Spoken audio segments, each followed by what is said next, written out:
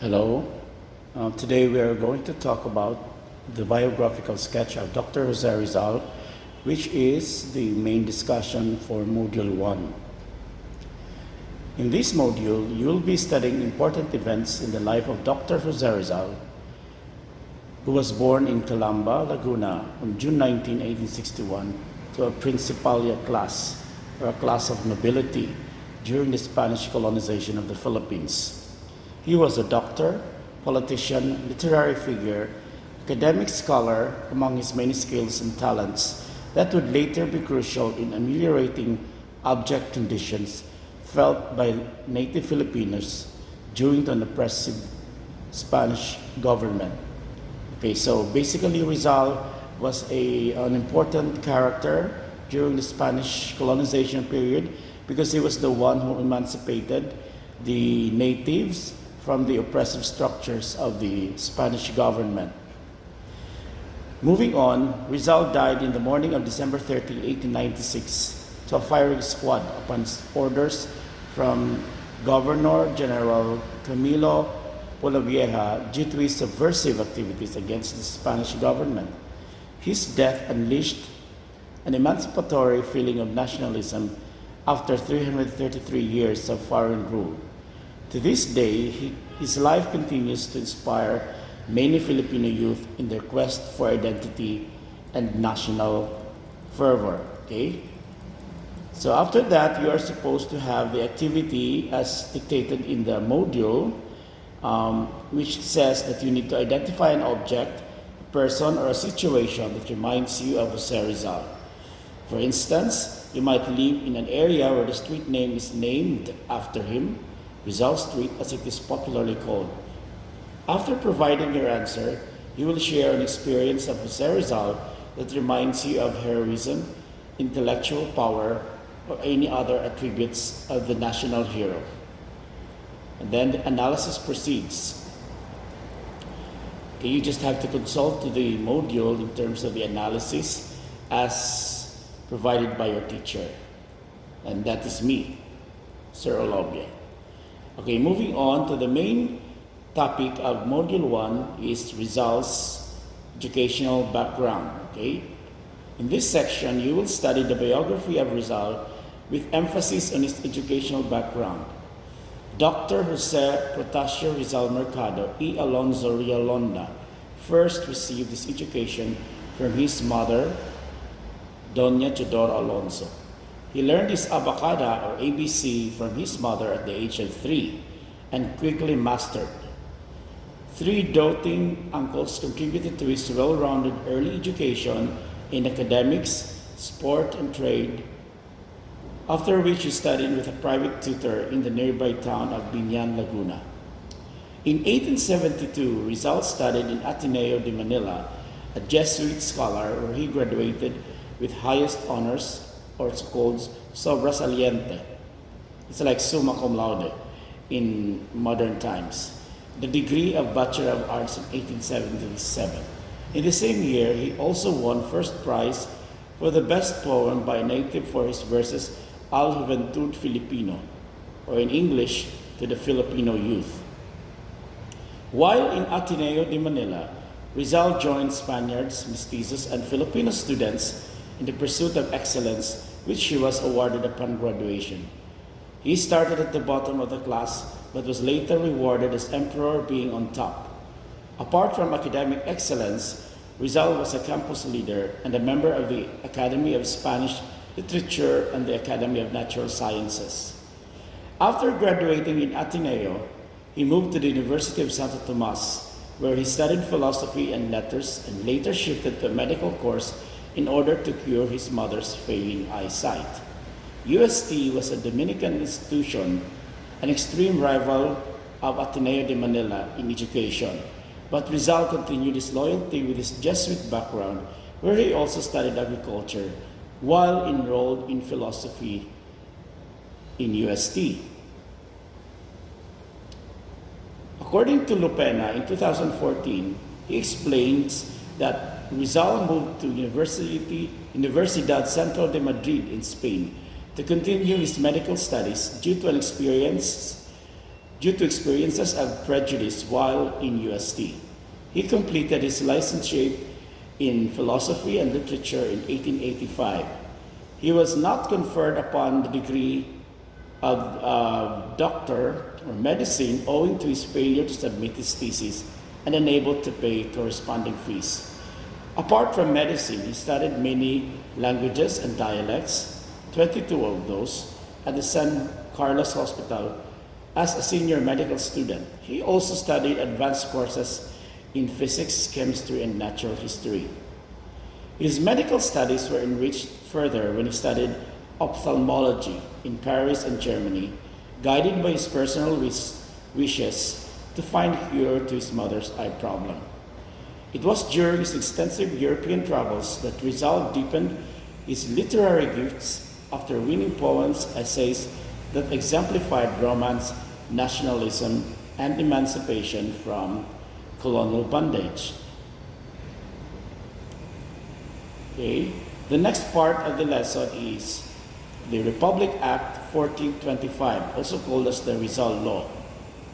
Okay, briefly stated, the Republic Act number 1425, okay, is an act to include in the curricula of all public and private schools, colleges, and universities courses on the life, works, and writings of Jose Rizal, particularly his novels No Limitangere and El Filibusterismo, authorizing the printing and distribution thereof and for other purposes.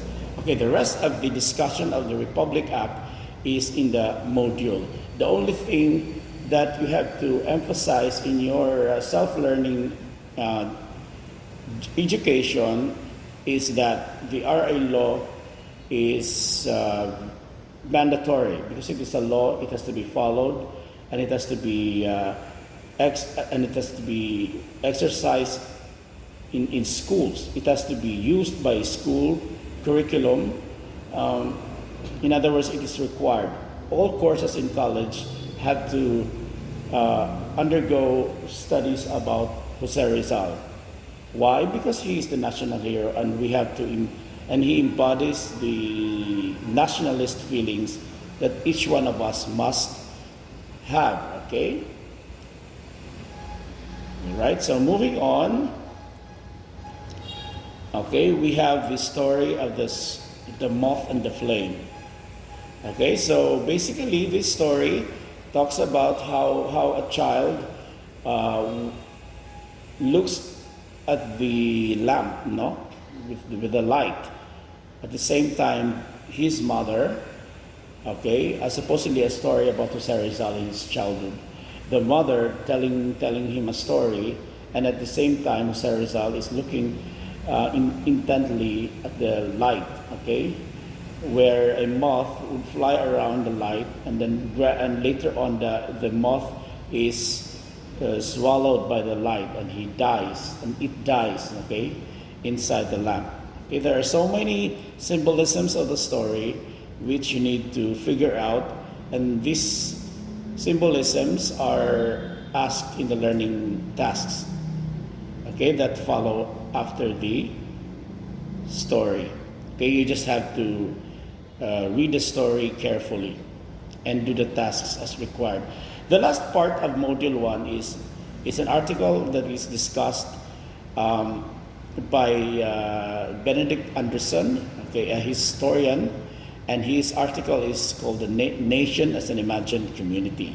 This is a very, very important article that you need to study on because it is a critical essay on nationalism and how we form our patriotic sentiments that is not supposed to be geared towards abstract notions of nationalism in the national level, but rather we imagine this kind of nationalism within the community that we are living, you know. Even if we do not know each other, okay, we share the same sentiments of heroism.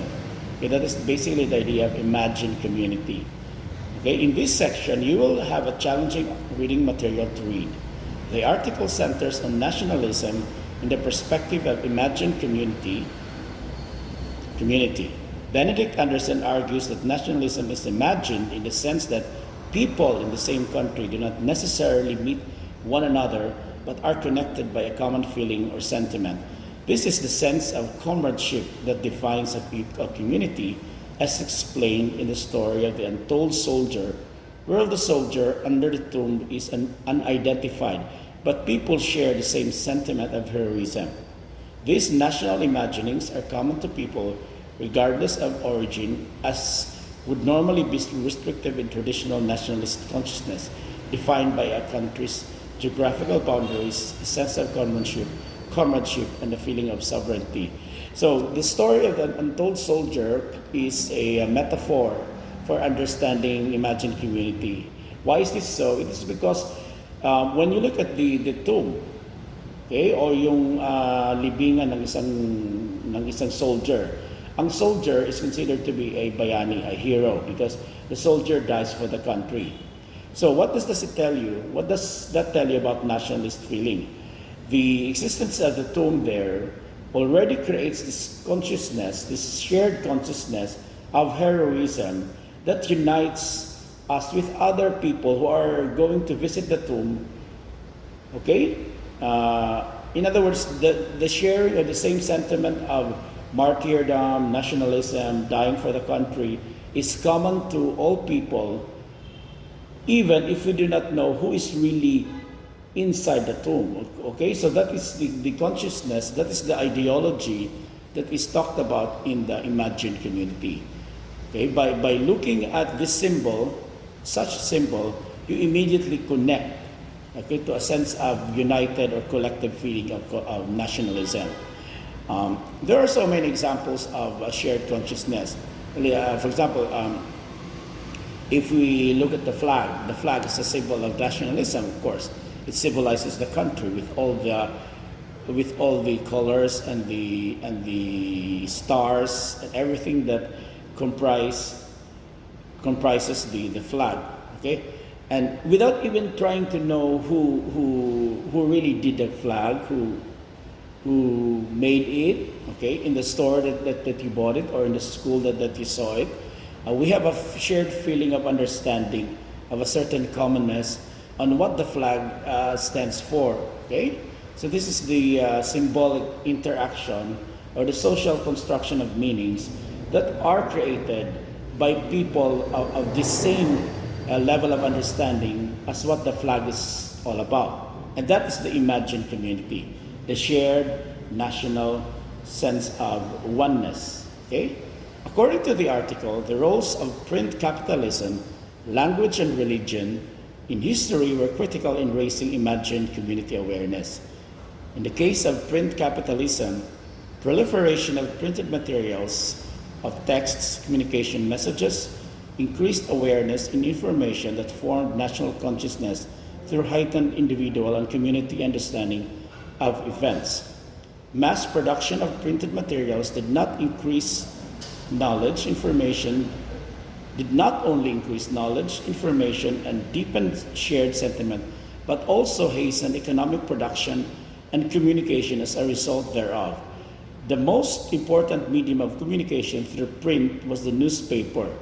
The reading population developed a sense of connectedness to people that they did not even meet outside of their communities because it was a nationally produced and widely circulated material. So what does this tell you again about nationalism? All right, let us dig on to the stanza here, the stanza in the module with regards to print capitalism. Okay, in the period of history, okay, economic capitalism encouraged mass production of goods.